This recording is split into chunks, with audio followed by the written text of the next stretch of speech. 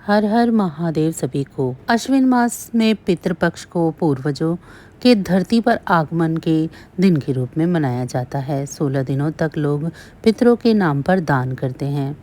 इन दिनों पितरों के नाम पर जो कुछ भी दान दिया जाता है वह स्वर्गवासी पूर्वजों की आत्मा को किसी न किसी रूप में मिलता है। मनुस्मृति और ब्रह्मवेदवत पुराण के अनुसार दिवंगत पितरों के परिवार में या तो ज्येष्ठ पुत्र या कनिष्ठ पुत्र, और अगर पुत्र न हो तो दोहित्र, भतीजा, भांजा या शिष्य ही तिलांजलि और पिंडदान देने के पात्र होते हैं। कई ऐसे पितर भी होते हैं जिन्हें पुत्र संतान नहीं होती है, तो फिर वो जो संतानहीन होते हैं ऐसे पितरों के प्रति आदर पूर्वक अगर उनके भाई, भतीजे, भांजे या अन्य चाचा के परिवार के पुरुष सदस्य पितृपक्ष में श्रद्धा पूर्वक व्रत रखकर पिंडदान, अन्नदान और वस्त्र दान करके ब्राह्मणों से विधि पूर्वक श्राद्ध कराते हैं तो पितरों की आत्मा को मोक्ष मिलता है। पितरों के निमित्त सारी क्रियाएं गले में दाएं कंधे में जनेऊ डालकर और दक्षिण की ओर मुख कर की जाती हैं। श्राद्ध के समय हमेशा जब सूर्य की छाया पैरों पर पड़ने लगे तब उचित होता है, अर्थात दोपहर के बाद ही शास्त्र सम्मत है। सुबह सुबह अथवा 12 बजे से पहले किया गया श्राद्ध पितरों तक नहीं पहुंच पाता है। ऐसे में पितर नाराज हो सकते हैं। श्राद्ध के नाम पर सुबह सुबह हलवा पूरी बनाकर मंदिर में और पंडित को देने से श्राद्ध का फर्ज पूरा नहीं होता है। ऐसे श्राद्धकर्ता को उसके पितृगण कोसते हैं, क्योंकि उस थाली को पंडित भी नहीं खाता है बल्कि कूड़ेदान में फेंक देता है, जहां सूअर, आवारा कुत्ते आदि उसे खाते हैं। श्राद्ध के दिन लहसुन प्याज रहित सात्विक भोजन ही घर की रसोई में बनाना चाहिए। उड़द की दाल, बड़े, चावल, दूध, घी से बने पकवान, खीर, मौसमी सब्जी जैसे तोरई, लौकी, सीताफल, भिंडी, कच्चे केले की सब्जी ही भोजन में मान्य है। आलू, मूली, बैंगन, अरवी तथा जमीन के नीचे पैदा होने वाली सब्जियां पितरों को नहीं चढ़ती हैं। भाद्रपद की पूर्णिमा से अश्विन माह की अमावस्या तक श्राद्ध पक्ष चलता है, जिसे पितृपक्ष भी कहते हैं। यदि आप इस दौरान अपने पितरों का श्राद्ध, तर्पण या पिंडदान करने जा रहे हैं तो यह भी जान लें कि शास्त्रों के अनुसार किस जगह श्राद्ध करना चाहिए और किस जगह पर नहीं। यदि अनुचित जगह पर श्राद्ध किया तो उसका फल भी नहीं मिलता है। पितृपक्ष में कहाँ श्राद्ध करना चाहिए, चलिए जानते हैं। श्राद्ध आप अपने घर में भी कर सकते हैं। दक्षिण में मुँह करके श्राद्ध किया जाता है। किसी पवित्र नदी संगम, समुद्र में गिरने वाली नदियों के तट पर उचित समय में विधि विधान से श्राद्ध किया जा सकता है। पवित्र वटवृक्ष के नीचे भी श्राद्ध क्रम किया जा सकता है। शास्त्रों में उल्लेखित किसी तीर्थ क्षेत्र में भी श्राद्ध किया जा सकता है। समुद्र के तट पर भी श्राद्ध किया जा सकता है। जहाँ बैल न हो ऐसी गौशाला में भी उचित स्थान पर गोबर से लीपकर शुद्ध करके श्राद्ध किया जा सकता है। पवित्र पर्वत शिखर पर भी श्राद्ध किया जा सकता है। वनों में उचित स्थान, स्वच्छ और मनोहर भूमि पर भी विधि पूर्वक श्राद्ध किया जा सकता है। चलिए अब जानते हैं कि पितृपक्ष में कहाँ श्राद्ध नहीं करना चाहिए। किसी की पर्सनल भूमि पर श्राद्ध नहीं करते हैं। भूमि सार्वजनिक होनी चाहिए। अगर दूसरों के घर या भूमि पर श्राद्ध करना पड़े तो किराया या दक्षिणा भूस्वामी को दे देना चाहिए। किसी भी प्रकार से अपवित्र हो रही भूमि पर भी श्राद्ध नहीं कर सकते। किसी ऐसे स्मशान में श्राद्ध नहीं कर सकते जिसे तीर्थ नहीं माना जाता। किसी मंदिर के अंदर या देवस्थान पर भी श्राद्ध क्रम नहीं करना चाहिए। इसके लिए पंडित से सलाह लें। श्राद्ध पर्व पर यह कथा अधिकांश क्षेत्रों में सुनाई जाती है। इस कहानी को पढ़े बिना पितृपक्ष का पुण्य नहीं मिलता है, ऐसी मान्यता है। इस कथा के अनुसार महाभारत के दौरान कर्ण की मृत्यु हो जाने के बाद जब उनकी आत्मा स्वर्ग में पहुंचती है तो उन्हें बहुत सारा सोना और गहने दिए गए।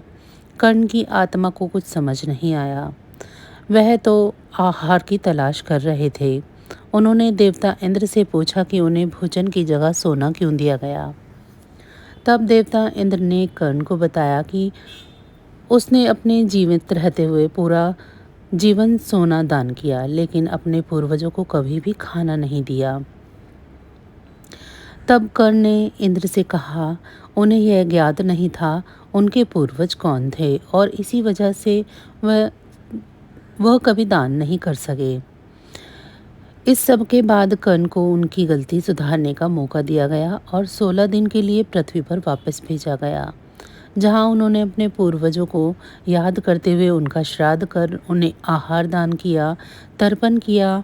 इन्हीं 16 दिनों की अवधि को पितृपक्ष कहा गया है। एक और दूसरी लोक कथा के अनुसार जोगे तथा भोगे दो भाई थे। दोनों अलग अलग रहते थे। जोगे धनी था और भोगे निर्धन। दोनों में परस्पर बड़ा प्रेम था। जोगे की पत्नी को धन का अभिमान था, लेकिन भोगे की पत्नी बड़ी सरल हृदय की थी।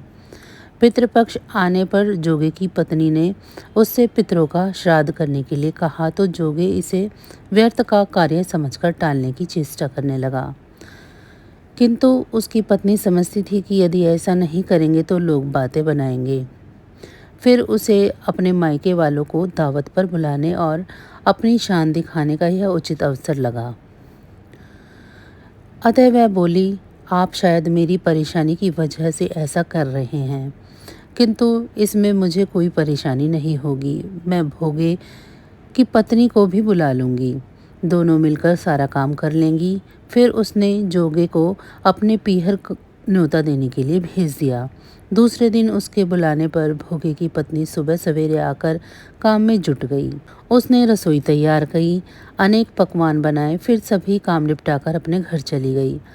आखिर उसे भी तो पितरों का श्राद्ध तर्पण करना था। इस अवसर पर न जोगे की पत्नी ने उसे टोका, न ही वह रुकी।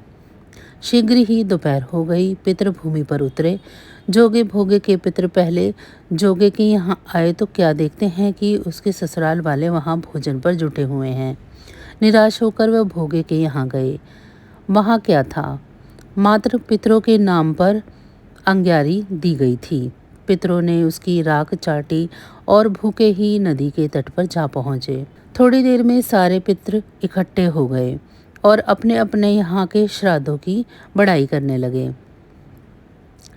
जोगे भोगे के पितरों ने भी अपनी आप बीती सुनाई। फिर वे सोचने लगे, अगर भोगे समर्थ होता तो शायद उन्हें भूखा न रहना पड़ता, मगर भोगे के घर तो 2 जून की रोटी भी खाने को नहीं थी। यही सब सोचकर उन्हें भोगे पर दया आई। अचानक वे नाच नाच कर गाने लगे, भोगे के घर धन हो जाए, भोगे के घर धन हो जाए। सांझ होने को हुई तो भोगे के बच्चों को कुछ भी खाने को नहीं मिला था। उन्होंने माँ से कहा, माँ भूख लगी है। तब उन्हें टालने की गरज से भोगे की पत्नी ने कहा, जाओ आंगन में होदी औंधी रखी है, उसे जाकर खोल लो और जो कुछ भी मिले बांट कर खा लेना। बच्चे वहाँ पहुँचे तो क्या देखते हैं कि होदी मोहरों से भरी हुई है। वे दौड़े दौड़े माँ के पास पहुँचे और उन्होंने उसे सारी बात बताई। आंगन में आकर भोगे की पत्नी ने यह सब देखा तो वह हैरान रह गई। इस प्रकार भोगे भी धनी हो गया, मगर धन पाकर वह घमंडी नहीं हुआ।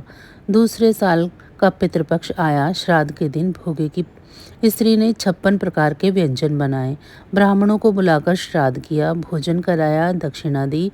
जेठ जेठानी को सोने चांदी के बर्तनों में भोजन कराया। इससे पितृ बड़े प्रसन्न हुए और तृप्त हुए। तो बस आज की जानकारी इतनी ही थी। फिर मिलेंगे हम आपको ऐसी ही किसी अन्य जानकारी के साथ अगली वीडियो में। तब तक अगर आपको मेरी ये जानकारी अच्छी लगी है तो वीडियो को लाइक करें। चैनल को अभी तक सब्सक्राइब नहीं किया है तो चैनल को सब्सक्राइब कर लें, ये बिल्कुल फ्री है। इसी के साथ भगवान भोलेनाथ की कृपा दृष्टि आप सभी पर सदैव बनी रहे। आप सभी का बहुत बहुत धन्यवाद।